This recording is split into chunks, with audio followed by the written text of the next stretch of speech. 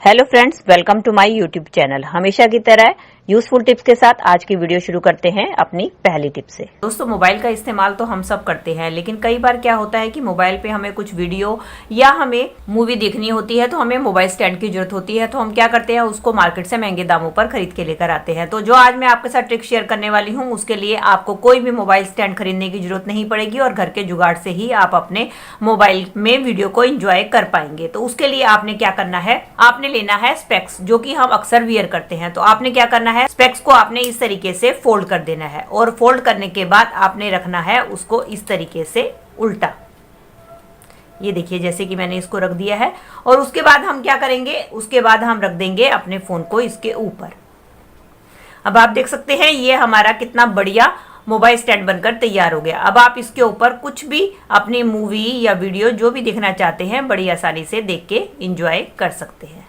चलिए फ्रेंड, बढ़ते हैं अगली टिप की तरफ। मेरी अगली टिप होने वाली है कुकर के ढक्कन को लेके। दोस्तों, जब भी हम कुकर के ढक्कन को क्लीन करते हैं तो आपने देखा है कि इसके कुछ ऐसे एरिया होते हैं जिनको कि अगर हम स्क्रबर से क्लीन करें तो भी वो क्लीन नहीं हो पाते और इन एरिया पे जो है गंदगी इस तरीके से जमा होती चली जाती है, जिसको कि क्लीन करना हमारे लिए काफी डिफिकल्ट हो जाता है। तो इसको क्लीन करने की बहुत ही आसान ट्रिक लेकर आई हूँ कि आप ऐसे एरिया को कैसे क्लीन कर सकते हैं। अब आप देख सकते हैं कि ये एरिया पे कितनी ज्यादा गंदगी जो है जमा हुई है। तो इसको क्लीन करने के लिए आप ले इस तरीके के खाली रैपर के पैकेट, जो कि अक्सर हम जो है कबाड़ में फेंक देते हैं। तो आप क्या कर सकते हैं, इसकी मदद से इस एरिया को बहुत ही आसानी से क्लीन कर सकते हैं। ये देखिए, मैं आपको क्लीन करके दिखाती हूँ कि आप इसकी मदद से बहुत ही आसानी से क्लीन कर सकते हैं, क्योंकि ये कुकर के कुछ ऐसे एरिया होते हैं जिसके अंदर हमारा स्क्रबर नहीं पहुंच पाता और धीरे धीरे इसके अंदर गंदगी जमा होती रहती है। अब आप देख ही पा रहे हैं कि इसकी मदद से मैंने कितनी आसानी से इसके अंदर जितनी भी गंदगी फंसी हुई थी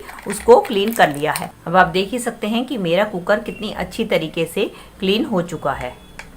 जहां जहां पर भी सारी गंदगी थी, अब आप देख ही सकते हैं सारी गंदगी जो है इन रैपर की मदद से निकल कर बाहर आ चुकी है और मेरा कुकर का ढक्कन एकदम क्लीन हो चुका है। तो आप इस तरीके से, जहां पर आपका स्क्रबर नहीं जाता वहां पर आप इस तरीके के रैपर का इस्तेमाल करके अपने कुकर के ढक्कन को बहुत ही आसानी से क्लीन कर सकते हैं। चलिए फ्रेंड्स, देख लेते हैं अगली टिप को। मेरी अगली टिप होने वाली है इस तरीके के बिस्किट के पैकेट्स को लेके। दोस्तों, बच्चे क्या करते हैं, कई बार आधे बिस्किट खाते हैं और आधे बिस्किट इस तरीके से ही छोड़ देते हैं रैपर में। अगर हम उनको इस तरीके से रख देते हैं तो ये बहुत ही जल्दी सील जाते हैं और खाने लायक नहीं रहते हैं।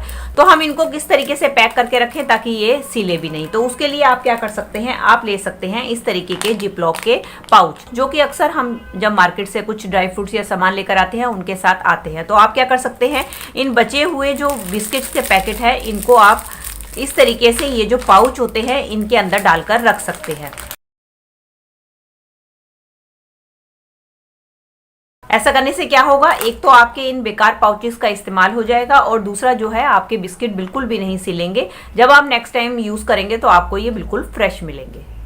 चलिए फ्रेंड, बढ़ते हैं अगली टिप की तरफ। मेरी अगली टिप होने वाली है प्याज और लहसुन को लेके, जिसका इस्तेमाल हम अपने खाने में करते हैं। लेकिन दिक्कत ये आती है, जब हम प्याज और लहसुन को छील लेते हैं तो हमारे हाथों में से एक अजीब सी स्मेल आती है। जब हम अपने हाथों को नॉर्मल वॉश करते हैं तो ये स्मेल जो है हाथों में से जाती नहीं है। तो उसके लिए बहुत ही बढ़िया ट्रिक है कि अगर आपके हाथों में से स्मेल, प्याज और लहसुन की स्मेल ना जाए, तो उसके लिए आपने क्या करना है, कोई भी लेनी है अपने घर पे रखी हुई ग्लास, कटोरी या चम्मच, किसी भी चीज का आप इस्तेमाल कर सकते हैं। उसके बाद आपने क्या करना है, ग्लास या कटोरी को आपने धीरे धीरे अपने हाथों के ऊपर इस तरीके से रगड़ना है।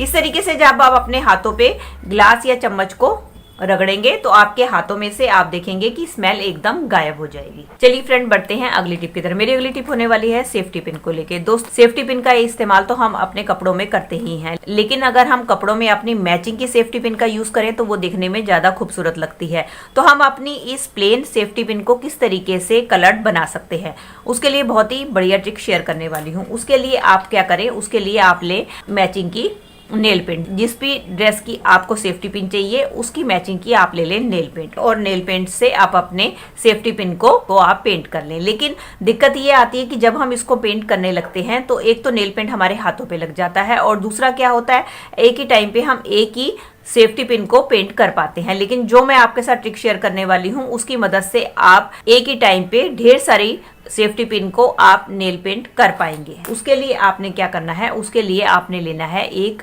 आलू। उसके बाद आपने क्या करना है, जितनी भी सेफ्टी पिन आपको पेंट करनी है उसको आपने इस तरीके से आलू के अंदर लगा देना है। ये देख सकते हैं इस तरीके से मैंने सारे के सारे सेफ्टी पिन को अपने आलू के ऊपर लगा दी है। अब इसकी मदद से जब आप अपने सेफ्टी पिन के ऊपर पेंट करेंगे तो एक साथ आपकी ढेर सारी जो सेफ्टी पिन है वो पेंट हो जाएंगी, और दूसरा क्या होगा, आपके हाथों पे भी नेल पेंट नहीं लगेगा, और तीसरा जो है इसको सुखाने में भी आपको कोई भी दिक्कत नहीं आएगी। इस तरीके से आप आलू को रख दीजिए और इसकी मदद से आपकी सारी की सारी जो है सेफ्टी पिन बहुत ही आसानी से सूख भी जाएंगी, क्योंकि अगर हम इनको सूखने के लिए किसी भी सरफेस के ऊपर रखते हैं तो उसके ऊपर भी हमारा नेल पेंट लग जाता है। चलिए फ्रेंड, बढ़ते हैं अगली टिप की तरफ। मेरी अगली टिप होने वाली है बिंदी को लेके। जब भी हम बिंदी लगाते हैं तो आपने कई बार नोटिस किया होगा, हम बिंदी लगाते हैं तो बिंदी हमारे माथे से बार बार उतरती रहती है, तो हमें काफी दिक्कत होती है, हमें बार बार दूसरी बिंदी लगानी पड़ती है, और कई बार तो बिंदी हमारे पास अवेलेबल नहीं होती है।